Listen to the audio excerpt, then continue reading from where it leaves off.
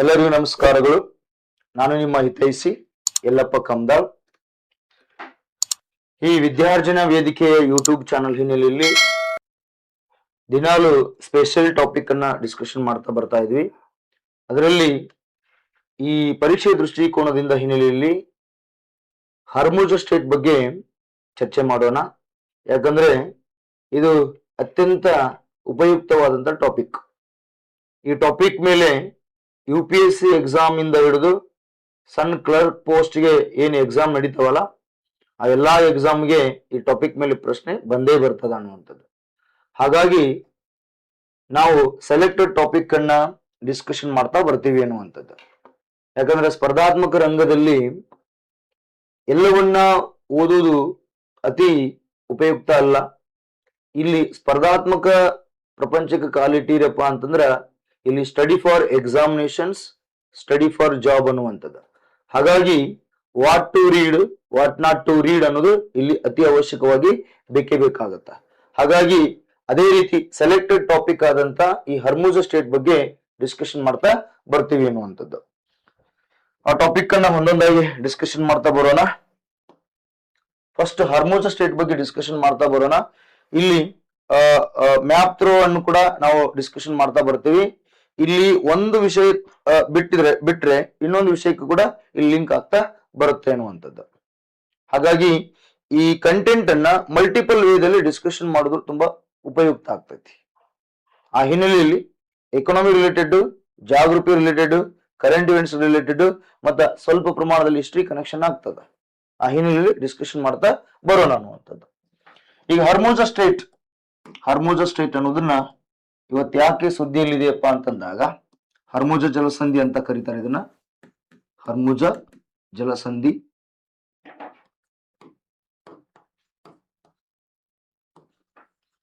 ಇದು ಯಾಕೆ ಸುದ್ದಿ ಇಲ್ಲಿದೆ ಅಂದ್ರೆ, ಇವತ್ತಿನ ದಿನಮಾನಗಳಲ್ಲಿ ಯುದ್ಧದ ಕಾರ್ಮೋಡ ಕವಿದಿದೆ ಅನ್ನುವಂಥದ್ದು. ಮತ್ತೆ ಯುದ್ಧ ಕಂಟಿನ್ಯೂ ಆಗ್ತಾ ಇದೆ. ಇವತ್ತು ನ್ಯೂಸ್ ಪೇಪರ್ ಅಲ್ಲಿ ಆಗಿರ್ಬೋದು, ದಿನನಿತ್ಯದಲ್ಲಿ ಆ ಯುದ್ಧದ ಬಗ್ಗೆ ನ್ಯೂಸ್ ಬರ್ತಾ ಇದೆ. ಆ ಯುದ್ಧದ ಹಿನ್ನೆಲೆಯಲ್ಲಿ ಇರಾನ್ ಹರ್ಮುಜ ಸ್ಟೇಟ್ ಅನ್ನ ನಿಯಂತ್ರಣ ಮಾಡ್ಕೊಂಡಿದೆ. ಹಾಗಾಗಿ ಅದರ ಬಗ್ಗೆ ಪ್ರಶ್ನೆ ಕೇಳ್ತಾನೆ, ಡೆಫಿನೆಟ್ಲಿ ಕೇಳ್ತಾನೆ. ಹಾಗಾಗಿ ಈ ಹರ್ಮುಜ ಸ್ಟೇಟ್ ಅನ್ನುವಂಥದ್ದು ಮೋಸ್ಟ್ ಇಂಪಾರ್ಟೆಂಟ್. ಇದೊಂದು ಜಲಸಂಧಿ. ಇದು ಎಲ್ಲಿ ಬರ್ತದ? ಫಿಸಿಕಲ್ ಜಾಗ್ರಫಿಯಲ್ಲಿ ಬರ್ತದ. ಫಿಸಿಕಲ್ ಜಾಗ್ರಫಿಯಲ್ಲಿ ನಾವು ಡಿಸ್ಕಷನ್ ಮಾಡೋಣ, ಜೊತೆಗೆ ವರ್ಲ್ಡ್ ಜಾಗ್ರಫಿಯಲ್ಲಿ ಡಿಸ್ಕಷನ್ ಮಾಡೋಣ, ಪ್ಲಸ್ ಎಕಾನಮಿ ರಿಲೇಟೆಡ್ ಡಿಸ್ಕಷನ್ ಮಾಡೋಣ, ಪ್ಲಸ್ ಹಿಸ್ಟ್ರಿ ರಿಲೇಟೆಡ್ ಡಿಸ್ಕಷನ್ ಮಾಡ್ತಾ ಬರೋಣ. Physical geography, world geography, economy and history ಈ ಕಂಟೆಂಟ್ ಹಿನ್ನೆಲೆ ಡಿಸ್ಕಷನ್ ಮಾಡ್ತಾ ಬರೋಣ. ಈಗ ಫಸ್ಟ್ ನಾವು ವರ್ಲ್ಡ್ ಜಾಗ್ರಫಿಯನ್ನು ತೆಗೆದುಕೊಂಡಾಗ ಈ ಹರ್ಮುಜ ಸ್ಟ್ರೇಟ್ ಎಲ್ಲಿ ಬರ್ತದ, ಯಾವ ಎರಡು ಕೊಲ್ಲಿಗಳನ್ನ ಸಂಪರ್ಕ ಕಲ್ಪಿಸದಪ್ಪ ಅಂತಂದಾಗ, ಒಂದು ಪರ್ಷಿಯನ್ ಗಲ್ಫ್,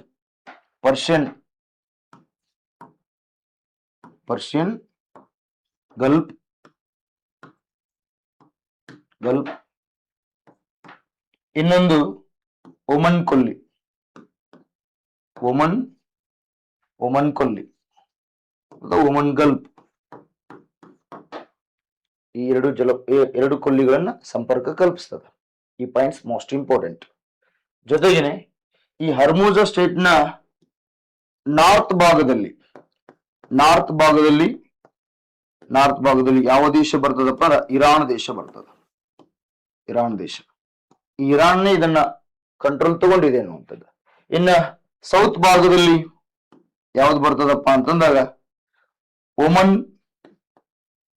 ಒಮನ್ ಮತ್ತು UAE ಅನ್ನುವಂತ ರಾಷ್ಟ್ರಗಳು ಬರ್ತಾವ.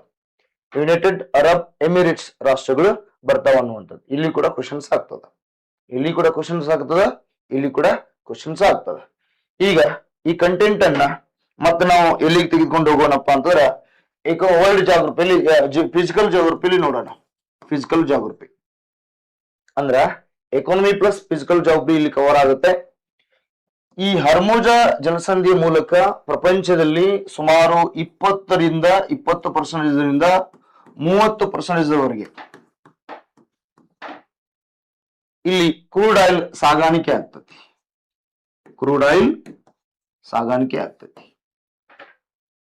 Crude oils. ಎಷ್ಟು? 20-30% ಪ್ರಪಂಚದಾದ್ಯಂತ. ಇದು ಮೋಸ್ಟ್ ಇಂಪಾರ್ಟೆಂಟ್. ಈ ಕ್ರೂಡ್ ಆಯಿಲ್ ಅನ್ನೋದು ಫಿಸಿಕಲ್ ಜಾಗ್ರಫಿಯಲ್ಲಿ ಬರ್ತದ. ಕಚ್ಚಾ ತೈಲ ಅಂತ ಕರಿತೀವಿ ನಾವು ಕನ್ನಡದಲ್ಲಿ ಕಚ್ಚಾ ತೈಲ ಅಂತ ಕರಿತೀವಿ. ಈ ಕ್ರೂಡ್ ಆಯಿಲ್ ಯಾವ ಶಿಲೆಗಳಲ್ಲಿ ಸಿಗ್ತದ ಅಂತಂದು ನಿಮ್ ಫಿಸಿಕಲ್ ಜಾಗ್ರಫಿಯಲ್ಲಿ ಕೇಳ್ಬೋದು. ಕ್ರೂಡ್ ಆಯಿಲ್ ಯಾವ ಶಿಲೆಯಲ್ಲಿ ಬರ್ತದ ಅಂದ್ರೆ ಇದು ಸೆಂಡಮೆಂಟರಿ ರಾಕ್ಸ್ ಅಂತ ಬರ್ತದೆ. ಸೆಂಡಮೆಂಟರಿ ರಾಕ್ಸ್, ಪದರು ಶಿಲೆ ಅಂತ ಬರ್ತದೆ. ಪದರು ಶಿಲೆ.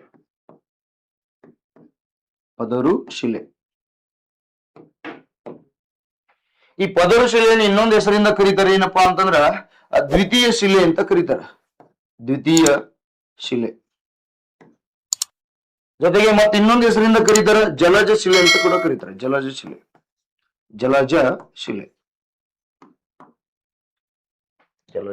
ದ್ವಿತೀಯ ಶಿಲೆ, ಪದರು ಶಿಲೆ, ಈ ಮೂರು ಹೆಸರಿಂದ, ಮತ್ತು ಇಂಗ್ಲಿಷ್ ನಲ್ಲಿ ಸೆಂಡಮೆಂಟರಿ ರಾಕ್ಸ್, ಟೆಕ್ನಿಕಲ್ ವರ್ಡ್ಸ್. ಹಾಗಾಗಿ ನೀವು ಫಿಸಿಕಲ್ ಜಾಗ್ರಫಿಯಲ್ಲಿ ರಾಕ್ಸ್ ಬಗ್ಗೆ ಓದ್ತೀರಿ, ಶಿಲೆಗಳ ಬಗ್ಗೆ ಓದ್ತೀರಿ. ನೀವು ಶಿಲೆಗಳ ಬಗ್ಗೆ ಓದ್ತೀರಿ. ಈ ಶಿಲೆಗಳ ಬಗ್ಗೆ ಎಲ್ಲಿ ಓದ್ತೀರಿ? ಲಿಥಿಯೋಸ್ಪಿಯರ್ ಅಲ್ಲಿ ಓದ್ತೀರಿ. ಲಿಥಿಯೋಸ್ಪಿಯರ್ ಅಲ್ಲಿ ಬರ್ತದೆ. ಶಿಲಾಗೋಳ ಅಂತ ಬರ್ತದ. ಶಿಲಾಗೋಳದಲ್ಲಿ ಶಿಲೆಗಳು ಅಂತ ಒಂದು ಟಾಪಿಕ್ ಸಪರೇಟ್ ಇದೆ. ಹಾಗಾಗಿ ಶಿಲೆಗಳ ಬಗ್ಗೆ ವೈಜ್ಞಾನಿಕ ಅಧ್ಯಯನವನ್ನ ಏನಂತ ಕರೀತಾರಪ್ಪ ಅಂದ್ರ ಪೆಟ್ರೋಲಜಿ ಅಂತ ಕರೀತಾರ. ಏನಿದು? ಶಿಲೆಗಳ ಬಗ್ಗೆ ವೈಜ್ಞಾನಿಕ ಅಧ್ಯಯನ. ಶಿಲೆಗಳ ಬಗ್ಗೆ ವೈಜ್ಞಾನಿಕ ಅಧ್ಯಯನ.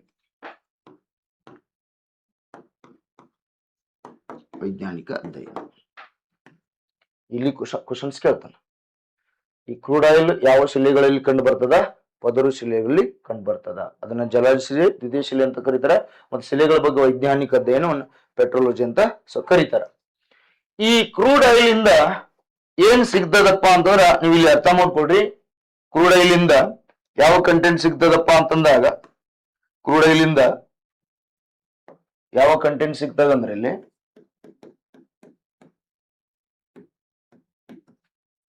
ಕ್ರೂಡ್ ಆಯಿಲ್ ಪಳಿಯುಳಿಕೆ ಇಂಧನಗಳು ಸಿಗ್ತಾವ. ಪಳಿಯುಳಿಕೆ ಇಂಧನಗಳು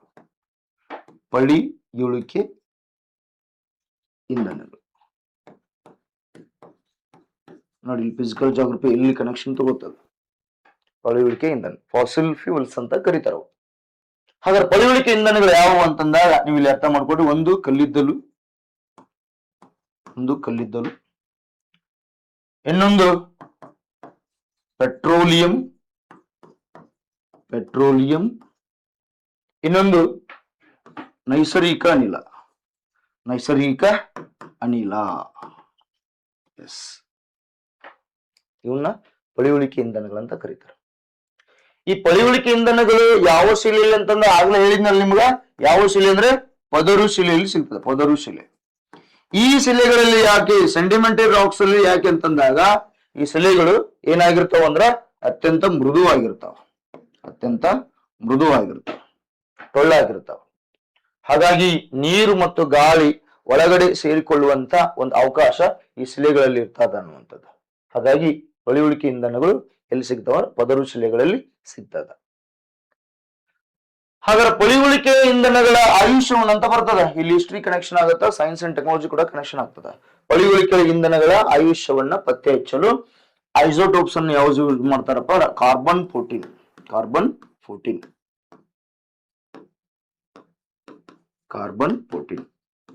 ಇದು ಬಳಕೆ ಮಾಡ್ತಾರೆ. ಏನು? ಪಳಿಯುಳಿಕೆಗಳ ಆಯುಷ್ಯವನ್ನ ಪತ್ತೆ ಹಚ್ಚಲು ಯೂಸ್ ಮಾಡ್ತಾರೆ. ಮತ್ತು ರೇಡಿಯೋ ಕಾರ್ಬನ್ ಅಂತೂ ಕೂಡ ಕರೀತಾರೆ. ನೆಕ್ಸ್ಟ್ ಇನ್ನೊಂದು, ಮತ್ತೆ ಇತಿಹಾಸದ ಕಾಲಗಣನೆ. ಇತಿಹಾಸದ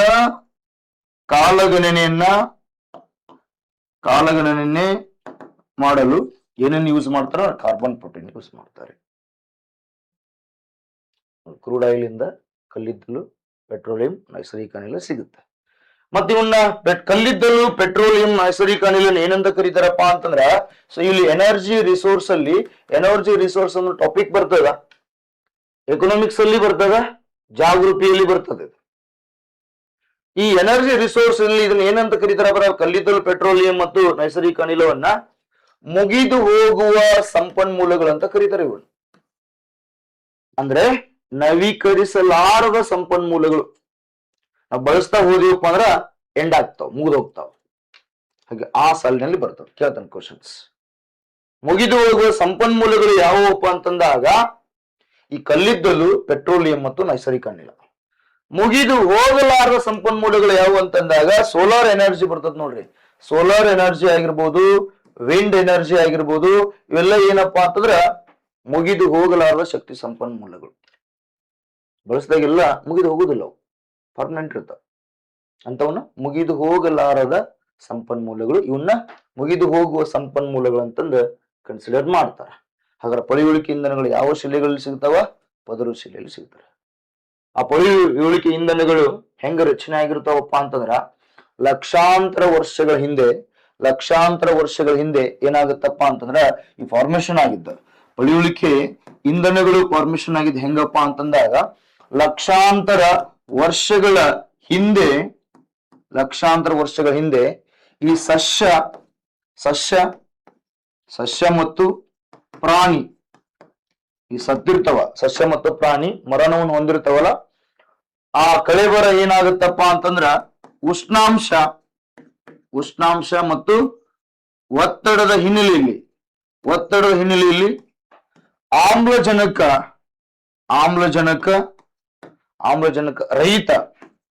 ರಹಿತ ವಾತಾವರಣದಲ್ಲಿ ಏನ್ ಫಾರ್ಮೇಶನ್ ಆಗ್ತಾವಲ್ಲ ಈ ಇಂಧನಗಳನ್ನ, ಅವುಗಳನ್ನ ಏನಂತ ಕರೀತಾರ? ಪಳಿಯುಳಿಕೆ ಇಂಧನಗಳಂತ ಕರೀತಾರೆ. ಪಳಿಯುಳಿಕೆ ಇಂಧನ ಹೆಂಗ್ ಫಾರ್ಮೇಶನ್ ಆಗ್ತಾವ? ಲಕ್ಷಾಂತರ ವರ್ಷಗಳ ಹಿಂದೆ ಸಸ್ಯಜನ್ಯ ಪ್ರಾಣಿಜನ್ಯ ಅಂಶಗಳು ಏನಾಗ್ತಾವಪ್ಪ, ಉಷ್ಣಾಂಶ ಮತ್ತು ಒತ್ತಡದ ಹಿನ್ನೆಲೆಯಲ್ಲಿ ಏನಾಗ್ತದ, ಆಮ್ಲಜನಕ ರಹಿತ ವಾತಾವರಣದಲ್ಲಿ ಒಳಗಡೆ ಏನಾಗ್ತಾವಪ್ಪ ಅಂತಂದ್ರ ಅವು ರಚನೆ ಆಗ್ತಾವ, ಉತ್ಪತ್ತಿ ಆಗ್ತಾವ. ಅವುಗಳನ್ನ ಏನಂತ ಕರೀತಾರ? ಪಳಿಯುಳಿಕೆ ಇಂಧನಗಳಂತ ಕರೀತಾರ. ಅರ್ಥ ಮಾಡಿ. ಉಷ್ಣಾಂಶ ಮತ್ತು ಒತ್ತಡ ಬೇಕು, ಈ ಪಾಯಿಂಟ್ಸ್ ಬೇಕು. ಆಮ್ಲಜನಕ ರಹಿತ ಅವು ಸಸ್ಯಜನ್ಯ ಪ್ರಾಣಿಜನ್ಯ ಅಂಶಗಳು, ಸತ್ತಂತ ಅಂಶಗಳು. ಆ ಹಿನ್ನೆಲೆಯಲ್ಲಿ ಫಾರ್ಮೇಶನ್ ಆಗ್ತದೆ. ಇದು ಸೈನ್ಸ್ ಅಲ್ಲಿ ಕನೆಕ್ಷನ್ ತಗೋತದ, ಜೊತೆಗೆ ನಿಮ್ಮ ಫಿಸಿಕಲ್ ಜಾಗ್ರಫಿಯಲ್ಲಿ ಕೂಡ ಕನೆಕ್ಷನ್ ತಗೋ. ಈ ಪಾಯಿಂಟ್ಸ್ ಕೂಡ ನಿಮ್ಗೆ ನೆನಪಿರ್ಲಿ ಅನ್ನುವಂಥದ್ದು. ನೆಕ್ಸ್ಟ್ ಇನ್ನೊಂದು ಏನಪ್ಪಾ ಅಂತಂದ್ರ ಈ ಕ್ರೂಡ್ ಆಯಿಲ್ ಇಂದ ಏನಾಗತ್ತಂದ್ರ ಎಷ್ಟೊಂದು ಕೈಗಾರಿಕೆಗಳು ಬರ್ತಾವ ಅಂದ್ರ ಈ ಪೆಟ್ರೋಕೆಮಿಕಲ್ ಇಂಡಸ್ಟ್ರಿಯಲ್ಲಿ ಬರ್ತಾವ. ಕ್ರೂಡ್ ಆಯಿಲ್ ಇಂದ ಎಷ್ಟೊಂದು ಕೈಗಾರಿಕೆಗಳು ಬರ್ತಾವ ಅಂದ್ರ ಪೆಟ್ರೋಕೆಮಿಕಲ್ ಇಂಡಸ್ಟ್ರಿಯಲ್ಲಿ ಬರ್ತಾವ. ಹಾಗಾದ್ರೆ ಯಾವ್ಯಾವ ಅನ್ನೋದನ್ನ ನೋಡೋಣ. ಫಸ್ಟ್ ನೋಡಿ, ಈ ಕ್ರೂಡ್ ಆಯಿಲ್ ನಾವು ಇಂಪೋರ್ಟ್ ಮಾಡ್ಕೊಳ್ಳೋದ್ರಿಂದ, ಈ ಕ್ರೂಡ್ ಆಯಿಲ್ ನ ಬಳಕೆ ಮಾಡೋದ್ರಿಂದ ಎಷ್ಟೆಲ್ಲ ಕೈಗಾರಿಕೆಗಳು ನಿರ್ಮಾಣ ಆಗ್ತಾವ ಅಂತಂದಾಗ, ಒಂದು ನೋಡಿ ವ್ಯಾಸಲಿನ್, ಸಿಂಥೆಟಿಕ್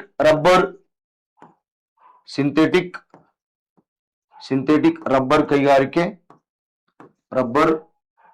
ನೆಕ್ಸ್ಟ್ ಮತ್ತ ಏನಪ್ಪಾ ಅಂತಂದಾಗ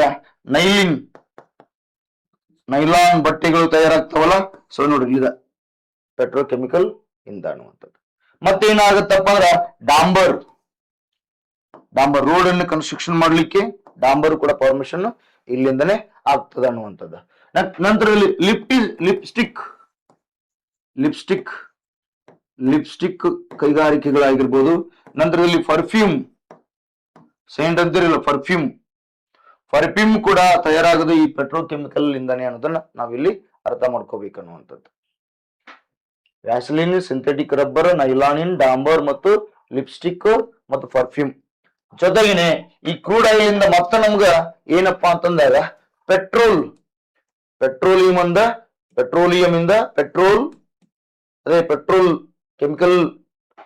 ಪೆಟ್ರೋಲಿಯಂ ಕೆಮಿಕಲ್ ಇಂಡಸ್ಟ್ರಿ, ಪೆಟ್ರೋಲ್ ಕೂಡ ನಮ್ಗ ಸಿಗುತ್ತೆ. ಜೊತೆಗೇನೆ ಡೀಸೆಲ್ ಕೂಡ ಸಿಗುತ್ತೆ. ಜೊತೆಗೆ ಮತ್ತೇನಪ್ಪಾ ಅಂತಂದಾಗ ಸೀಮೆ ಎಣ್ಣೆ ಕೂಡ ಸಿಗುತ್ತೆ.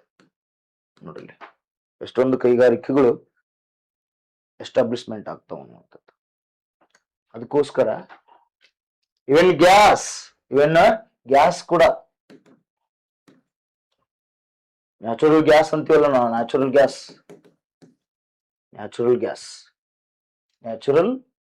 ಗ್ಯಾಸ್ ಅನ್ನುವಂಥದ್ದು ಬರ್ತದೆ. ಇನ್ನ LNG ಅಂತ ಬರ್ತದೆ. L N G liquefied natural gas ಅಂತ ಬರುತ್ತೆ. ಎಲ್ ಎನ್ ಜಿ ಏನ್ ಮೇನ್ ಇರ್ತದಪ್ಪ, ಮೀಥೇನ್ ಅತಿ ಹೆಚ್ಚಿರ್ತದ. ಮೀಥೇನ್ ಅತಿ ಹೆಚ್ಚಿರ್ತದ. ಅದಕ್ಕೆ ನೋಡ್ರಿ, ಇರಾನ್ ದೇಶ ಇದನ್ನು ವಶಪಡಿಸಿಕೊಳ್ಳುವುದರಿಂದ ಎಷ್ಟೆಲ್ಲಾ ಕೈಗಾರಿಕೆಗಳಿಗೆ ತೊಂದರೆ ಆಗ್ತದೆ ನೋಡ್ರಿ. ಜೊತೆಗೆ ಜಾಗತಿಕ ವ್ಯವಸ್ಥೆಯಲ್ಲಿ ಹಣದುಬ್ಬರ ಉಂಟಾಗ್ತದೆ. ಹಣದುಬ್ಬರ ಇವತ್ತು ನೋಡ್ರಿ, ನಮ್ಮ ಇಂಡಿಯಾದಲ್ಲಿನೇ ಆ ಗ್ಯಾಸಿನ ರೇಟ್ ಇನ್ಕ್ರೀಸ್ ಆಗ್ತಾ ಇದೆ. ಒಂದು ಮೂಲೆಯಲ್ಲಿ ಯುದ್ಧ ನಡೆದ್ರ ಅಡಿಗೆ ಮನೆಯಲ್ಲಿ ಸಮಸ್ಯೆ ಆಗ್ತದ. ಅರ್ಥ ಮಾಡ್ಕೊಳ್ರಿ.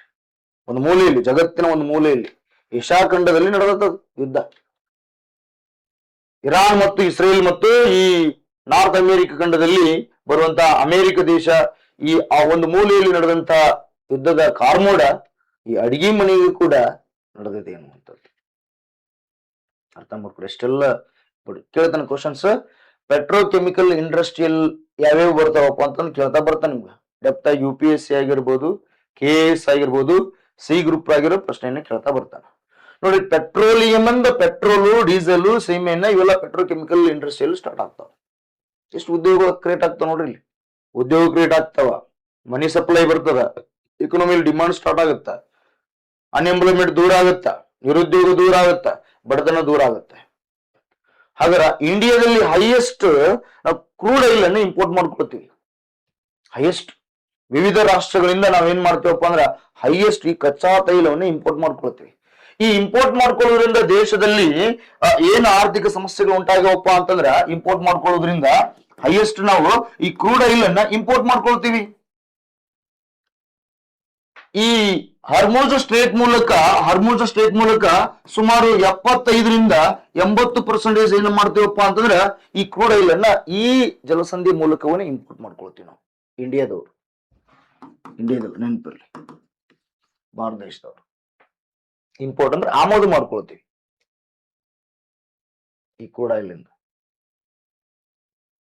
ಈ ಕ್ರೂಡ್ ಆಯಿಲ್ ಅನ್ನ ಅತಿ ಹೆಚ್ಚು ಇಂಪೋರ್ಟ್ ಮಾಡ್ಕೊಳಕತ್ತೀವಲ್ಲ, ಹಾಗಾದ್ರೆ ದೇಶದಲ್ಲಿ ಎಕಾನಮಿಲಿ ಯಾವ ಪ್ರಾಬ್ಲಮ್ ಕ್ರಿಯೇಟ್ ಆಗಿದೆ ಗೊತ್ತಾ? ವ್ಯಾಪಾರದ ಕೊರತೆ ಉಂಟಾಗಿದೆ. ವ್ಯಾಪಾರದ ಕೊರತೆ ಉಂಟು. ಟ್ರೇಡ್ ಡಿಫಿಸಿಟ್ ಅಂತಾರೆ. ಏನಾದ್ರೆ ವ್ಯಾಪಾರ ಕೊರತೆ ಅಂದ್ರೆ ನೋಡಿ, economics Hormuz strait economy related ತೋಳ್ತಾ ಇದೆ. ಒಂದು ಇಂಡಸ್ಟ್ರಿಯಲ್ ನೋಡಿದ್ರಿ ಈಗ ಎಕನಾಮಿಕ್ ಕಂಟೆಂಟ್. ಹಾಗಾದ್ರೆ ವ್ಯಾಪಾರ ಕೊರತೆ ಅಂದ್ರೆ ಗೊತ್ತಿರ್ಬೇಕು. ವ್ಯಾಪಾರದ ಕೊರತೆ ಅಂತಾರ increase of the import, decrease of the export. ಯಾವುದೇ ಒಂದು ಆರ್ಥಿಕ ವ್ಯವಸ್ಥೆಯಲ್ಲಿ ಆಮದು ಏರಿಕೆಯಾಗಿ ರಫ್ತು ಇಳಿಕೆಯಾಗಿರುವ ಒಂದು ಆರ್ಥಿಕ ವಿದ್ಯಮಾನವನ್ನು ಏನಂತ ಕರೀತಾರಪ್ಪ ಅಂದ್ರ ವ್ಯಾಪಾರದ ಕೊರತೆ ಅಂತ ಕರೀತಾರೆ. ನೋಡ್ರಿ, increase of the import, decrease of the export ಅಂದ್ರೆ ಆಮದು ಏರಿಕೆಯಾಗಿದೆ ಮತ್ತು ರಫ್ತು ಇಳಿಕೆಯಾದಂತ ಒಂದು ಆರ್ಥಿಕ ವಿದ್ಯಮಾನವನ್ನ ಏನಂತ ಕರೀತಾರಪ್ಪ ಅಂತಂದ್ರ ವ್ಯಾಪಾರ ಕೊರತೆ ಅಂತ ಕರೀತಾರೆ. ಇದು ಇಂಡಿಯಾದಲ್ಲಿ ಹೈಯೆಸ್ಟ್ ಐತಿ. ಇವಾಗ್ಲಿತ್ತು, ಅವಾಗ್ಲಿತ್ತು. ಈ ವ್ಯಾಪಾರ ಕೊರತೆ ನಿವಾರಣೆ ಮಾಡೋ ಸಲುವಾಗಿ ಇಂಡಿಯನ್ ಗೌರ್ಮೆಂಟ್ ಹಲವು ಕಾರ್ಯಕ್ರಮ ತರಕತ್ತೈತಿ. ಏನಪ್ಪ, ಮೇಕ್ ಇನ್ ಇಂಡಿಯಾ ಯೋಜನೆ ತಗೊಂಡ್ಬಂದಿದೆ. ಮೇಕ್ ಇನ್ ಇಂಡಿಯಾ ಯೋಜನೆ ಕೂಡ ತಗೊಂಡ್ಬಂದಿದೆ. ಜೊತೆಗೆ ಆತ್ಮನಿರ್ಭರ ಭಾರತ ಅಂದ್ರ ಸೆಲ್ಫ್ ರಿಲಿಯನ್ಸ್ ಇಂಡಿಯಾ ಅಂತ ಕರೀತಾರೆ. ಈ ಕಾರ್ಯಕ್ರಮಗಳನ್ನು ತಂದಿದೆ, ಅವು ಸಕ್ಸಸ್ ಆಗ್ತಾ ಇಲ್ಲ. ನಾವು ಇನ್ನೊಂದು ದೇಶದ ಮೇಲೆ ಡಿಪೆಂಡ್ ಆಗಿದೀವಿ ಅನ್ನುವಂಥದ್ದು. ಇನ್ನೊಂದು ನೆನಪಿರ್ಲಿ, ಈ ಕ್ರೂಡ್ ಆಯಿಲ್ ಇದೆಯಲ್ಲ, ಕಚ್ಚಾ ತೈಲ ಇದೆಯಲ್ಲ, ಈ ಕಚ್ಚಾ ತೈಲ ಸಂಬಂಧಪಟ್ಟಂತೆ ಏನಾದ್ರೂ ಸಮಸ್ಯೆ ಮುಂದುವರಿತಪ್ಪ ಅಂತಂದ್ರ ಮುಂದೆ ಈಗ ಮುಂಗಾರು ಮಳೆ ಸ್ಟಾರ್ಟ್ ಆಗತ್ತೆ. ಆ ಮುಂಗಾರು ಮಳೆಗೆ ನಮ್ಗೆ ರಸಗೊಬ್ಬರ ತೊಂದರೆ ಆಗ್ತದೆ ನೋಡ್ರಿ. ರಸಗೊಬ್ಬರ ಈ ಕ್ರೂಡ್ ಆಯಿಲ್ ಇಂದ ಏನ್ ಪೆಟ್ರೋಕೆಮಿಕಲ್ ಇಂಡಸ್ಟ್ರಿಗಳು ಸ್ಟಾರ್ಟ್ ಆಗ್ತಿದ್ವಲ್ಲ, ಅದರಲ್ಲಿ ರಸಗೊಬ್ಬರ ಕೈಗಾರಿಕೆಗಳು ಕೂಡ ಬರ್ತಾವ. ಈ ಯುದ್ಧ ಹಂಗೆ ಮುಂದುವರೆದು ಇರಾನ್ ಹರ್ಮುಜ್ ಸ್ಟ್ರೇಟ್ ಅನ್ನು ಕಂಟ್ರೋಲ್ ಮಾಡಿತ್ತು. ನಮ್ಮ ದೇಶಕ್ಕೆ ಈ ಕ್ರೂಡ್ ಆಯಿಲ್ ಬರ್ಲಿಲ್ಲಪ್ಪ ಅಂತಂದ್ರ ರಸಗೊಬ್ಬರ ಕೈಗಾರಿಕೆಗಳು ಏನಾಗ್ತಾವಪ್ಪ ಅಂದ್ರ ಸ್ಟಾಪ್ ಆಯ್ತಪ್ಪ ಅಂತಂದ್ರೆ ಅಗ್ರಿಕಲ್ಚರ್ಗೆ ಬೇಕಾಗಿದ್ದೇನಪ್ಪ, ಗೊಬ್ಬರ ಬೇಕು, ರಸಗೊಬ್ಬರ ಬೇಕು. ಈ ರಸಗೊಬ್ಬರ ಇರ್ಲಿಲ್ಲ ಅಂದ್ರೆ ಅಗ್ರಿಕಲ್ಚರ್ ಡೆವಲಪ್ಮೆಂಟ್ ಆಗುವುದಿಲ್ಲ, ಸಮಸ್ಯೆ ಆಗ್ತದೆ. ನೋಡ್ರಿ, ಹರ್ಮುಜ್ ಸ್ಟೇಟ್ ಕಂಟ್ರೋಲ್ ಮಾಡೋದ್ರಿಂದ ಇರಾನ್ ಅಗ್ರಿಕಲ್ಚರ್ಗೂ ಎಫೆಕ್ಟ್ ಆಗ್ತದ, ವಿವಿಧ ಕೈಗಾರಿಕೆಗಳು ಕೂಡ ಎಫೆಕ್ಟ್ ಆಗ್ತಾವ. ಅಂದ್ರೆ ಟೋಟಲ್ ಎಕಾನಮಿ ಮೇಲೆ ಇಂಪ್ಯಾಕ್ಟ್ ಆಗ್ತದೆ ನೆಗೆಟಿವ್. ನೋಡಿ ಇಲ್ಲಿ ಅಗ್ರಿಕಲ್ಚರ್ ಮೇಲೆ ಎಫೆಕ್ಟ್ ಆಗ್ತದೆ. ಅಗ್ರಿಕಲ್ಚರ್ ಎಲ್ಲಿ ಬರ್ತದ? ಪ್ರೈಮರಿ ಸೆಕ್ಟರ್ ಅಲ್ಲಿ ಬರ್ತದ. ಇಂಡಸ್ಟ್ರಿಯಲ್ ಮೇಲೆ ಎಫೆಕ್ಟ್ ಆಗತ್ತದಪ್ಪ ಅಂದ್ರ ಇಂಡಸ್ಟ್ರಿಯಲ್ ಕೂಡ ನೆಗೆಟಿವ್ ಎಫೆಕ್ಟ್ ಆಗ್ತದ. ಇಂಡಸ್ಟ್ರಿಯಲ್ ಸೆಕೆಂಡರಿ ಸರ್ವಿಸ್ ಅಲ್ಲಿ ಬರ್ತದ. ಇವ ಸ್ಟಾಪ್ ಆಗತ್ತಪ್ಪ ಸರ್ವಿಸ್ ಸೆಕ್ಟರ್ ಕೂಡ ಏನಾಗತ್ತಪ್ಪ ಅಂತಂದ್ರ ಎಫೆಕ್ಟ್ ಆಗ್ತತಿ. ಹಾಗಾಗಿ ಪ್ರೈಮರಿ ಸೆಕ್ಟರ್ ಅಲ್ಲಿ ಕೆಲಸ ಮಾಡೋರ್ಗೆ ಏನಂತ ಕರೀತಾರಪ್ಪ ಅಂದ್ರ ರೆಡ್ ಕಲರ್ ಜಾಬ್ಸ್ ಅಂತ ಕರೀತಾರ ಅಲ್ಲಿ ಕೆಲಸ ಮಾಡೋರ್ನ. ಇನ್ನು ಸೆಕೆಂಡರಿ ಸೆಕ್ಟರ್ ಅಲ್ಲಿ ಕೆಲಸ ಮಾಡೋರ್ನ ಏನಂತ ಕರೀತಾರಪ್ಪ ಅಂದ್ರ ಬ್ಲೂ ಕಲರ್ ಜಾಬ್ಸ್ ಅಂತ ಕರೀತಾರ. ಇನ್ನು ಸರ್ವಿಸ್ ಸೆಕ್ಟರ್ ಅಲ್ಲಿ ಕೆಲಸ ಮಾಡೋರಿಗೆ ವೈಟ್ ಕಲರ್ ಜಾಬ್ಸ್ ಅಂತ ಕರೀತಾರೆ. ನೋಡಿ, ಒಂದಕ್ಕೊಂದು ಚೈನ್ ಲಿಂಕ್ ತಗೊಳ್ತೈತಿ. ಒಂದು ಮೂಲೆಯಲ್ಲಿ ಏನಾದ್ರೆ ಎಫೆಕ್ಟ್ ಆಯ್ತಪ್ಪ ಅಂದ್ರ ಎಲ್ಲಾ ಕಡೆ ಅದು ಏನಾಗುತ್ತೆ, ನೆಗೆಟಿವ್ ಎಫೆಕ್ಟ್ ಆಗ್ತಾ ಬರುತ್ತೆ ಎನ್ನುವಂಥದ್ದು. ಇನ್ನೊಂದು ಎಕಾನಮಿ ಪ್ರಾಬ್ಲಮ್ಸ್ ಏನಪ್ಪಾ ಅಂತಂದಾಗ ಹಣದುಬ್ಬರ ಉಂಟಾಗ್ತೈತಿ. ಹಣದುಬ್ಬರ ಆಗ್ತೈತಿ. ಇದೊಂದು ಸಮಸ್ಯೆ ಆಗ್ತೈತಿ ನೋಡ್ರಿ. ಹಣದುಬ್ಬರ ನೋಡ್ರಿ, ಒಂದು ಕ್ರೂಡ್ ಆಯಿಲ್ ನಿಂತಪ್ಪ ಅಂತಂದ್ರ ಅದ್ರ ಜೊತೆಗೇನೆ ಪೆಟ್ರೋಲ್ ಡೀಸೆಲ್ ರೇಟ್ ಕೂಡ ಹೆಚ್ಚಿಗೆ ಆಗ್ತೈತಿ. ಆಗ್ತದ. ಗ್ಯಾಸ್ ಬೆಲೆನೂ ಕೂಡ ಇನ್ಕ್ರೀಸ್ ಆಗ್ತದ. ಈಗ ಆಗೈತೆ ಆಲ್ರೆಡಿ. ಹೋಟೆಲ್ ಉತ್ಪನ್ನಗಳ ಬೆಲೆ ಕೂಡ ಹೆಚ್ಚಿಗೆ ಆಗ್ತದ. ಸಾರಿಗೆ ವ್ಯವಸ್ಥೆ ಬೆಲೆ ಕೂಡ ಹೆಚ್ಚಿಗೆ ಆಗ್ತದ. ಅಂದ್ರೆ ಡಿಮಾಂಡ್ ಇನ್ಕ್ರೀಸ್ ಆಗತೈತಿ, ಸಪ್ಲೈ ಡಿಕ್ರೀಸ್ ಆಗ್ತಾ ಇದೆ. ಡಿಮಾಂಡ್ ಇನ್ಕ್ರೀಸ್ ಆಗ್ತಾ ಇದೆ. ಡಿಮಾಂಡ್ ಇನ್ಕ್ರೀಸ್ ಆದಂತ ಸಂದರ್ಭದಲ್ಲಿ ಯಾವಾಗ ಏನಾಗುತ್ತಾರ, ವಸ್ತುಗಳ ಬೆಲೆ ಏರಿಕೆ ಆಗ್ತಾವ. ವಸ್ತುಗಳ ಬೆಲೆ ಏರಿಕೆಯಾಗಿ ಹಣದ ಮೌಲ್ಯ ಇಳಿಕೆಯಾಗಿ ಹಣದ ಹರಿವು ಜಾಸ್ತಿ ಇರುವಂತ ಆರ್ಥಿಕ ವಿದ್ಯಮಾನವನ್ನು ಏನಂತ ಕರೀತಾರಪ್ಪ, ಹಣದುಬ್ಬರ ಅಂತ ಕರೀತಾರ. ಇದು ಇಂಡಿಯಾದಲ್ಲಿ ಅಷ್ಟೇ ಅಲ್ಲ, ವಿವಿಧ ರಾಷ್ಟ್ರಗಳು, ಇಡೀ ಜಾಗತಿಕ ಆರ್ಥಿಕ ವ್ಯವಸ್ಥೆಯಲ್ಲಿ ಹಣದುಬ್ಬರ ಹೆಚ್ಚಿಗೆ ಆಗ್ತಾ ಇದೆ. ಇನ್ಫ್ಲೇಷನ್ ಅಂತ ಕರೀತಾರೆ. ಅದು ವಸ್ತುಗಳ ಬೆಲೆ ಏರಿಕೆ ಆಗಿಬಿಡ್ತಾವ, ಹಣದ ಹರಿವು ಜಾಸ್ತಿ ಇರ್ತದ, ಹಣದ ಮೌಲ್ಯ ಇಳಿಕೆ ಆಗ್ತದ, ಹಣಕ್ಕೆ ಬೆಲೆ ಇಲ್ಲದಂಗಾಗತ್ತೆ. ಅದಕ್ಕೆ ಅರ್ಥ ಮಾಡ್ಕೊಳ್ರಿ, ಇದು ಆರ್ಥಿಕ ಸಮಸ್ಯೆನೂ ಕ್ರಿಯೇಟ್ ಆಗುತ್ತೆ. ಹಣದುಬ್ಬರ ಮತ್ತು ಇನ್ನೊಂದು ವ್ಯಾಪಾರದ ಕೊರತೆ, ಎಕನಾಮಿಕ್ಸ್ ರಿಲೇಟೆಡ್ ಕೇಳ್ತಾನೆ. ಇವೆಲ್ಲ ಎಫೆಕ್ಟ್ ಆಗಿ ಇಲ್ಲಿ primary sector, secondary sector, service sector ಮೇಲೆ ಎಫೆಕ್ಟ್ ಆಗ್ತಾವ. ನಿರುದ್ಯೋಗ ಉಂಟಾಗ್ತದ, ಬಡತನ ಉಂಟಾಗ್ತದಲ್ಲಿ. White colour jobs, red colour jobs, blue colour jobs ಮೇಲೆ ನೆಗೆಟಿವ್ ಎಫೆಕ್ಟ್ ಆಗ್ತೈತೆ. ಅವೆಲ್ಲ ಅರ್ಥ ಮಾಡ್ಕೊಡಿ. ಈ ರೀತಿಯಾಗಿ ಓದ್ತಾ ಬರ್ಬೇಕು. ಹರ್ಮೋಸ್ ಸ್ಟೇಟ್ ಓದಿ ಕೈ ಬಿಡೋದಲ್ಲ. ಅವನು ನಮಗೆ ಎಕ್ಸಾಮ್ಗೆ ಏನ್ ಬೇಕು ಅದನ್ನ ಫೋಕಸ್ ಮಾಡ್ಬೇಕು. ಮಲ್ಟಿಪಲ್ ವೇದಲ್ಲಿ ಥಿಂಕ್ ಮಾಡ್ತಾ ಬರ್ಬೇಕನ್ನುವಂಥದ್ದು. ಕ್ಲಿಯರ್ಲಾ? ಎಸ್, ಈ ಪಾಯಿಂಟ್ಸ್ ಕೂಡ ನಿಮ್ಗ ನೆನಪಿರ್ಲಿ ಅನ್ನುವಂಥದ್ದು. Crude oil negative effect crude oil stop ಆಯ್ತಪ್ಪ ಎಕನಾಮಿ ಮೇಲೆ ಎಷ್ಟೊಂದು ನೆಗೆಟಿವ್ ಎಫೆಕ್ಟ್ ಆಗ್ತದನ್ನ ನೀವು ಇಲ್ಲಿ ಅರ್ಥ ಮಾಡ್ಕೊಳ್ರಿ ಅನ್ನುವಂಥದ್ದು. ಹಾಗಾಗಿ ಈ ಕಂಟೆಂಟ್ ಅನ್ನ ಮತ್ತೆ ನಾವು ಜಾಗೃತಿ ನೋಡ್ತಾ ಬರೋಣ. ಓಲ್ಡ್ ಜಾಗೃತಿಯಲ್ಲಿ ಎಲ್ಲೆಲ್ಲಿ ಬರ್ತದ ಕಂಟೆಂಟ್ ಅನ್ನೋದನ್ನ ನೋಡ್ತಾ ಬರೋಣ.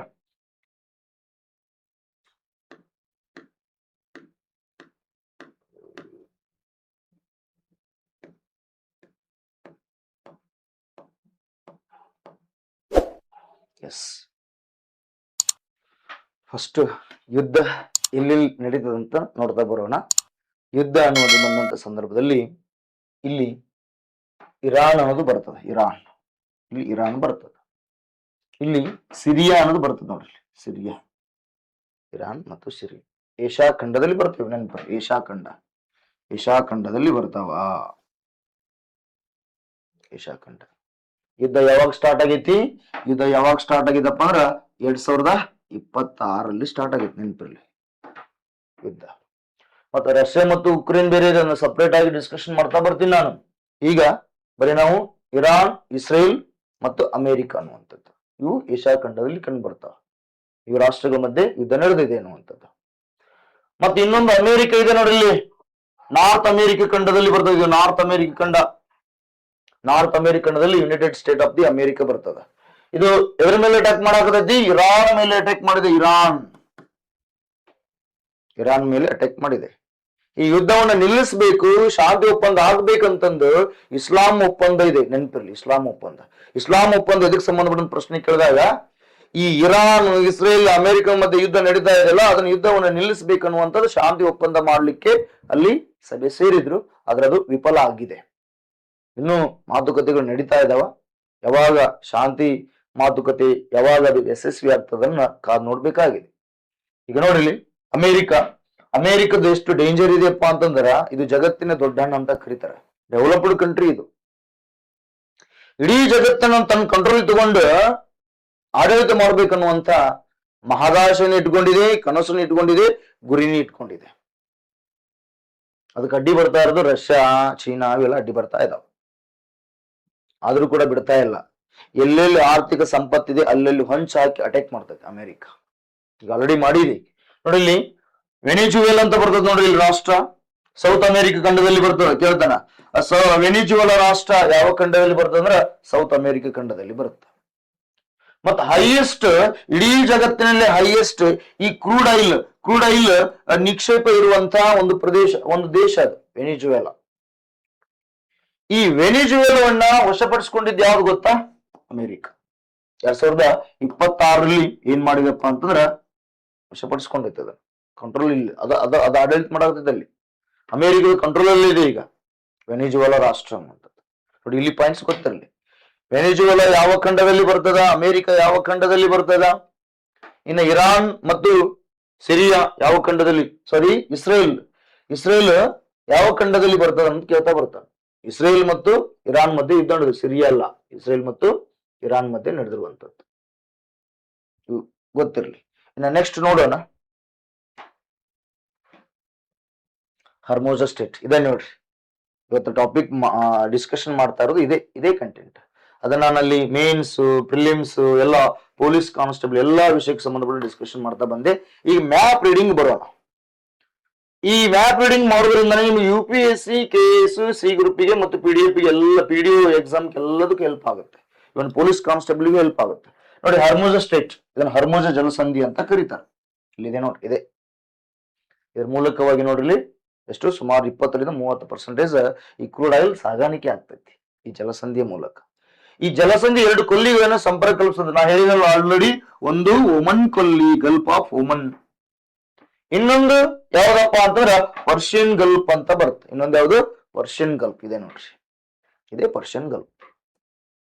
ಇನ್ನೊಂದು ಒಮನ್ ಗಲ್ಫ್ ಇಲ್ಲಿದೆ ನೋಡ್ರಿ, ಒಮನ್. ರಾಷ್ಟ್ರಗಳು ಅಂತ ಹೇಳಿದೆ, ಎಲ್ಲಿ ನಾರ್ತ್ ಅಲ್ಲಿ ಯಾವ್ದು ಬರುತ್ತೆ ನೋಡ್ರಿ, ಇಲ್ಲಿ ಇರಾನ್ ಬರ್ತೈತಿ. ಸಿಂಪಲ್, ಕಣ್ಣ ಹಾಸ್ಬಿಟ್ರೆ ನೆನ್ಪು ಹೋಗ್ಬಿಡ್ತದ. ಆಲ್ರೆಡಿ ಹೇಳಿನಿ, ಜಸ್ಟ್ ಈಗ ಮ್ಯಾಪ್ ರೀಡಿಂಗ್ ಅನ್ನೋದನ್ನ ತೋರಿಸ್ಕೊಡ್ತಾ ಇದೆ.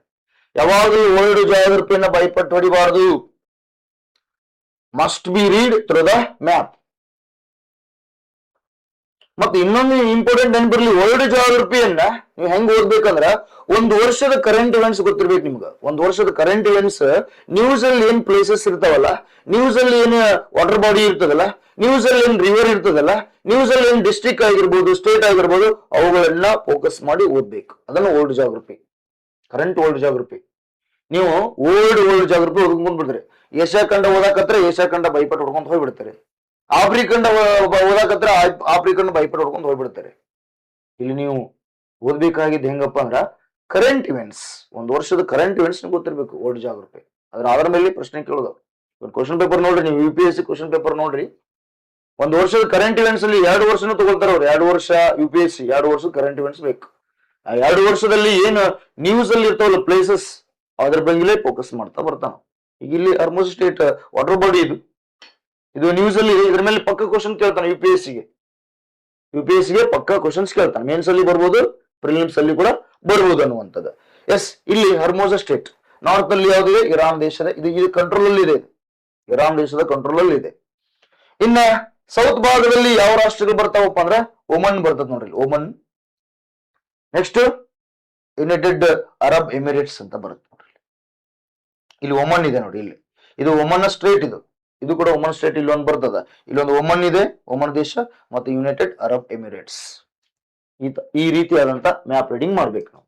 ಇದು ತಲೆ ಒಳಗೆ ಕುಂದಿರ್ತದ. ಇನ್ನು ನೆಕ್ಸ್ಟ್ ಬರೋಣ ನಾವು. ನೆಕ್ಸ್ಟ್ ನೋಡಿ, ಇಸ್ರೇಲ್ ಮತ್ತು ಇರಾನ್ ಮಧ್ಯೆ ಯುದ್ಧ ನಡೀತಿದೆ ಅಂತ ಹೇಳ್ತಾ ಇದೀವಿ. ಅವಾಗ ನಮಗ ಎಕ್ಸಾಮ್ ಕೇಳುವಂತ ಪಾಯಿಂಟ್ಸ್ ಏನಪ್ಪಾ ಅಂತಂದ್ರ, ಇಸ್ರೇಲ್ ನೋಡ್ರಿ ಇದ್ರ ಮೇಲಿನೇ ಅಟ್ಯಾಕ್ ಮಾಡ್ತಾ ಇದೆ ಇರಾನ್. ಈ ಇಸ್ರೇಲ್ ದೇಶಕ್ಕೆ ಯಾವ ರಾಷ್ಟ್ರ ಸಪೋರ್ಟ್ ಕೊಟ್ಟಿದೆ? USA ಸಪೋರ್ಟ್ ಕೊಟ್ಟಿದೆ. USA ಸಪೋರ್ಟ್ ಕೊಟ್ಟಿದೆ. ಹಾಗೆ ನಮ್ಗೆ ಎಕ್ಸಾಮ್ ಪಾಯಿಂಟ್ ಏನ್ ಬೇಕು? ಯುದ್ಧ ಹಂಗ್ ಮಾಡ್ತಾರ ಹಿಂಗ್ ಮಾಡ್ತಾರ ಹೇಳೋದು ನಮ್ಗೆ ಬೇಕಾಗಿಲ್ಲ. ಇಲ್ಲಿ ಎಕ್ಸಾಮ್ ಪಾಯಿಂಟ್ ನಮ್ಗೆ ಏನ್ ಇಂಪಾರ್ಟೆಂಟ್ ಅಂತ ನೋಡ್ತಾ ಬರೋಣ. ಹಾಗಾದ್ರೆ ಇಸ್ರೇಲ್ನ ಸುತ್ತಮುತ್ತ ರಾಷ್ಟ್ರಗಳು ಯಾವತ್ತು ಗೊತ್ತಿರಬೇಕು. ಬಾರ್ಡರ್ ಅನ್ನ ಹಂಚಿಕೊಂಡಂತ ರಾಷ್ಟ್ರ, ಅದರ ಮೇಲೆ ಪ್ರಶ್ನೆ ಬರ್ತಾವ. ಹಾಗಾದ್ರೆ ಯಾವ? ಲೆಬನಾನ್ ಇದೆ, ಲೆಬನಾನ್. ಜೋರ್ಡಾನ್ ಇದೆ, ನೋಡಿ ಇಲ್ಲಿ ಐತ್ ನೋಡ್ರಿ, ನೀಟಾಗಿ ನೋಡ್ಬಿಟ್ಟು ತಲೆ ಒಳಗೆ ಉಳಿತದೆ ನೋಡಿ. ಇಲ್ಲಿ ಸಿರಿಯಾ ಇದೆ, ಈ ಕಡೆ ಈಜಿಪ್ಟ್ ಇದೆ ನೋಡಿ. ಡೆಡ್ ಸೀನು ಕೂಡ ಇದೆ ಇಲ್ಲಿ. ಈ ಭಾಗದಲ್ಲಿ ಡೆಡ್ ಸಿ ಇದೆ, ಪೂರ್ವ ಭಾಗದಲ್ಲಿ ಡೆಡ್ ಸಿ ಇದೆ. ಕ್ವಶನ್ಸ್ ಕೇಳ್ತಾನೆ. ಜಲಭಾಗ ಈ ಕಡೆ ಏನಿದೆ? ಮೆಡಿಟೇರಿಯನ್ ಸಿ ಇದೆ. ಪಶ್ಚಿಮ ಭಾಗದಲ್ಲಿದೆ ಮೆಡಿಟೇರಿಯನ್ ಸಿ ಇದೆ. ಕೇಳ್ತಾನೆ ಕ್ವಶನ್ಸ್. ಯಾವ ಭಾಗದಲ್ಲಿ ದೊಡ್ಡ water body, big water body ಯಾವ್ದಿದೆಪ್ಪ? Mediterranean sea. ಮೃತ ಸಮುದ್ರ ಇದೆ ಇಲ್ಲಿ, ನೆನಪಿರ್ಲಿ. ಮೃತ ಸಮುದ್ರ ಯಾವ ಭಾಗದಲ್ಲಿ ಬರ್ತದ ಅಂತಂದಾಗ ಪೂರ್ವ ಭಾಗದಲ್ಲಿ ಬರ್ತದ ಇಸ್ರೇಲ್. ಇದು ಕೂಡ ಕ್ವಶನ್ಸ್ ಕೇಳ್ತಾನ. ಜೋರ್ಡಾನ್, ಸಿರಿಯಾ, ಲೆಬನಾನ್ ಮತ್ತು ಈಜಿಪ್ಟ್ ಮೋಸ್ಟ್ ಇಂಪಾರ್ಟೆಂಟ್ ಇವೆಲ್ಲ ಎಕ್ಸಾಮ್ ಕ. ಇನ್ನು ನೆಕ್ಸ್ಟ್ ಬರೋಣ. ಈಗ ಇಸ್ರೇಲ್ ಆಯ್ತಲ್ಲ, ಈ ತರ ಕ್ವಶನ್ ಕೇಳ್ತಾ ಇಸ್ರೇಲ್ ಮೇಲೆ. ಸರೌಂಡಿಂಗ್ ಕಂಟ್ರಿ ಆಗಿದೆ.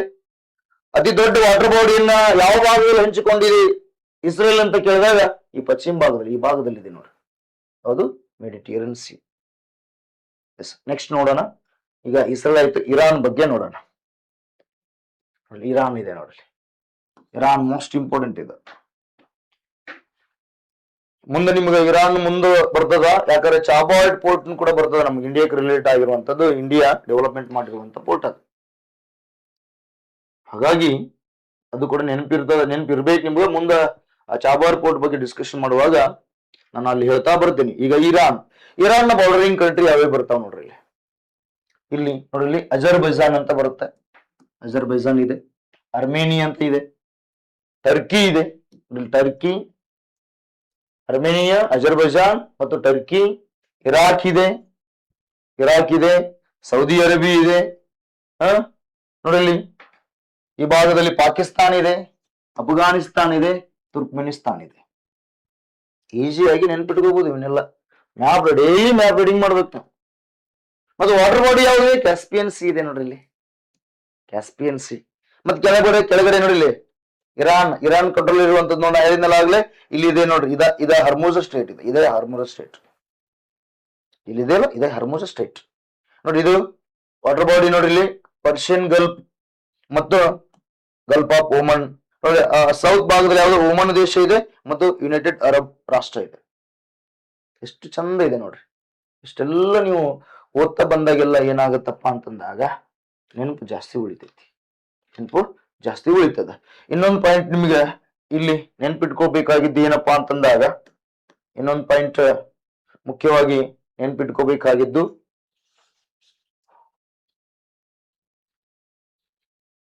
ನೋಡಿಲ್ಲಿ ಈ ಭಾಗದಲ್ಲಿ ಹರ್ಮೋಜ ಸ್ಟೇಟ್ ಬರ್ತದೆ. ಈ ಭಾಗದಲ್ಲಿ ಈ ಹರ್ಮೋಜ ಸ್ಟೇಟ್ ವಾಟರ್ ಬಾಡಿ ಯಾವ್ದಂತ ಕೇಳ್ಬೋದು ಕ್ವಶನ್ಸ್. ಈ ವಾಟರ್ ಬಾಡಿ ಅಂದಾಗ ನಮ್ಗೆ ಇಲ್ಲಿ ಬೇಕಾಗ್ತಾ ಇರೋದು Arabian C water body. Arabian C ಇಂದ ವಾಟರ್ ಬಾಡಿ ಕನೆಕ್ಷನ್ ತಗೋತದೆ ಇದು. ಈ ಅರೇಬಿಯನ್ ಸಿ ವಾಟರ್ ಬಾಡಿ ಯಾವ್ದಪ್ಪ ಅಂದ್ರೆ ಇಂಡಿಯನ್ ಓಷನ್ಸ್. ಈ ಇಂಡಿಯನ್ ಓಷನ್ ಎರಡು ಕವಲ್ ಹೊಡಿತದ, ಒಂದು ಅರೇಬಿಯನ್ ಸಿ, ಇನ್ನೊಂದು ಬೇ ಆಫ್ ಬೆಂಗಾಲ್ ಅನ್ನುವಂಥದ್ದು. ಹಾಗಾದ್ರೆ ಹರ್ಮೋಜ ಸ್ಟ್ರೇಟ್ ಇಲ್ಲಿ ಪರ್ಷಿಯನ್ ಗಲ್ಫ್ ಆಮೇಲೆ ಒಮನ್ ಗಲ್ಫ್ ಇದೆ. ಈ ಹರ್ಮೋಜ ಸ್ಟ್ರೇಟ್ ವಾಟರ್ ಬಾಡಿ ಎಲ್ಲಿ ಕನೆಕ್ಷನ್ ತಗೋತದ? ಅರೇಬಿಯನ್ ಸಿ ಗೆ ಕನೆಕ್ಷನ್ ತಗೊಳ್ತದ. ಈ ಅರೇಬಿಯನ್ ಸಿ ಕನೆಕ್ಷನ್ ಎದಕ್ ತಗೊಳ್ತದಪ್ಪ? ಇಂಡಿಯನ್ ಓಷನ್ ಕನೆಕ್ಷನ್ ತಗೋತದ. ಹಾಗಾದ್ರೆ ಹರ್ಮೋಜ ಸ್ಟೇಟ್ ನ ದೊಡ್ಡದಾದಂತ ಬಿಗ್ ವಾಟರ್ ಬಾಡಿ ಯಾವ್ದಂತ ಕೇಳಿದಾಗ ನೀವೇನ್ ಹೇಳ್ಬೇಕು? Indian ocean. ಉಪ ವಾಟರ್ ಬಾಡಿ ಯಾವ್ದಂತ ಕೇಳಿದಾಗ ಅರೇಬಿಯನ್ ಸಿ ಅಂತ ಬರ್ತದ. ಅಲ್ಲಿ ಕೆಳಗಡೆ ಇನ್ನೊಂದಿದೆ, ಒಮನ್ ಸ್ಟೇಟ್ ಅಂತಿದೆ, ಒಮನ್ ದೇಶಕ್ಕೆ ಸಂಬಂಧಪಟ್ಟಿದ್ದು. ಇಲ್ಲಿ ಇಂಡಿಯನ್ ಓಷನ್ಸ್ ಕ್ವಶನ್ಸ್ ನಿಮಗ್ ಬರ್ಬೋದು. ಯಾವ್ದಪ್ಪ ಅಂದ್ರ ಇಡೀ ಜಗತ್ತಿನಲ್ಲಿಯೇ ಒಂದು ದೇಶದ ಹೆಸರಿನಿಂದ ಇರುವಂತ ಏನಾದ್ರೂ ಸಾಗರ ಇತ್ತಪ್ಪ ಅಂದ್ರ ಅದು ಇಂಡಿಯನ್ ಓಷನ್ಸ್, ಒಂದು ದೇಶದ ಹೆಸರಿಂದ ಐತಿ. ಮತ್ತೆ ಇನ್ನೊಂದು ಗೊತ್ತಿರ್ಲಿ, ಇಡೀ ಜಗತ್ತಲ್ಲಿ ಒಂದು ಧರ್ಮದಿಂದ ನಾಮಾಂಕಿತವಾದಂತ ಸಾಗರ ಏನಾದ್ರೂ ಇತ್ತಂದ್ರ ಅದು ಯಾವಪ್ಪ? ಹಿಂದೂ ಮಹಾಸಾಗರ, ಹಿಂದೂ ಮಹಾಸಾಗರ. ಇಷ್ಟೆಲ್ಲ ವಿಷಯ ಕವರ್ ಆಗ್ತಾ ಬಂತು. ಒಂದು ಎಕಾನಮಿನೂ ಕವರ್ ಆಯಿತು, ವರ್ಲ್ಡ್ ಜಾಗ್ರಫಿನೂ ಕವರ್ ಆಯಿತು, ಫಿಸಿಕಲ್ ಜಾಗ್ರಫಿನೂ ಕವರ್ ಆಯಿತು, ಮತ್ತು ಕರೆಂಟ್ ಇವೆಂಟ್ಸ್ನು ಕವರ್ ಆಯಿತು. ಈ ಕಂಟೆಂಟ್ ಅನ್ನ ಅರ್ಥ ಮಾಡ್ಕೊಂಡ್ರಿ ಅಂತಂದು ನಾ ಭಾವಿಸುತ್ತಾ ಮುಂದಿನ ತರಗತಿಯಲ್ಲಿ ಭೇಟಿಯಾಗೋಣ. ಧನ್ಯವಾದಗಳು.